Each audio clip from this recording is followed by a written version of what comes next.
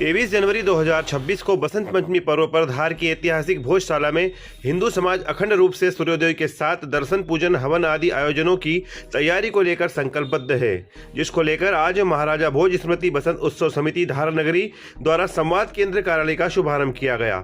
इस अवसर पर एक पत्रकार वार्ता के माध्यम से समिति के सदस्यों द्वारा आयोजन की रूपरेखा बताई गई एवं सूर्योदय के साथ ही बसंत पंचमी पर सूर्यास्त तक निर्विघ्न रूप से परंपरा के अनुसार होने वाले आयोजनों की जानकारी दी गई। आयोजन को लेकर पधारे अतिथि संत रामेश्वर गिरी महाराज ने कहा कि बसंत पंचमी पर भोजशाला में दिन भर पूजा होगी। भोजशाला में साला शब्द सनातन संस्कृति में ही है और यहाँ मौजूद प्रतिमाएं प्रमाण हैं कि यह स्थान सनातन संस्कृति का है। सरकार अपना काम करे, हम अपना काम करेंगे। हिंदुस्तान में अगर सही ढंग से हिंदुओं को पूजा का अधिकार नहीं है तो यहाँ की सरकार को धिक्कार है, इन्हें बाहर कर देना चाहिए। वहीं समिति के संरक्षक अशोक जैन ने कहा कि आगामी बसंत पंचमी पर्व परंपरा अनुसार मनाया जाएगा। सुबह से लेकर शाम तक अखंड पूजा महाआरती होगी। प्रशासन अपना काम करे, हम अपना काम करेंगे। पहले भी शुक्रवार को बसंत पंचमी पर कभी भोजशाला हमने खाली नहीं की थी, इस बार भी खाली नहीं करेंगे। प्रशासन चाहे जो कर ले, हिंदू समाज अखंड पूजा करेगा।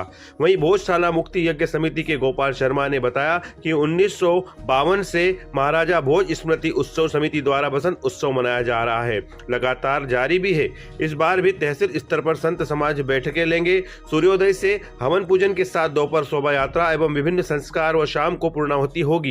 इस बार हिंदू समाज ने तय किया है कि वे अखंड पूजा निर्विघ्न रूप से करेंगे। समिति के संरक्षक हेमंत दोराया के अनुसार भोज उत्सव समिति की किसी भी अधिकारी मंत्री से कोई चर्चा नहीं हुई है और परंपरा के अनुसार बसंत पंचमी पर भोजशाला में पूजा अखंड रूप से दिन भर होगी। वहीं भोज उत्सव समिति के आयोजन को लेकर प्रशासन की ओर से अभी कोई जानकारियां सामने नहीं आई है।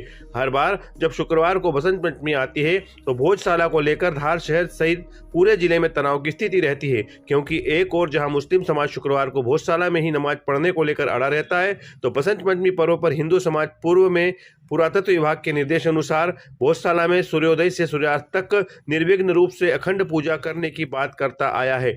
ऐसे में हर बार शुक्रवार को आने वाली बसंत पंचमी को लेकर पूरे जिले में ही भारी तनाव की स्थितियां निर्मित होती है, जिसको देखते हुए आमजन कयास लगा रहे हैं कि इस बार पूरा आयोजन शांतिपूर्ण होगा और कहीं किसी भी प्रकार का विवाद नहीं होगा। वहाँ तो देवी देवताओं की मूर्तियाँ हैं और जिस तरीके से भोजशाला का निर्माण किया गया है, ये जो वहाँ की वस्तुस्थिति है वो वस्तुस्थिति हिंदू मंदिरों की, सनातनी मंदिरों की एक धरोहर है। आप सरकार को क्या कहना चाहते हैं? अगर मान लो नहीं दिन भर पूजा करने दी तो उस परिस्थिति में आप सरकार को क्या कहना? ऐसा है, सरकार का पहली बात तो सरकार अपना काम करे, हम अपना काम करेंगे। हमारा काम है पूजा पाठ करना।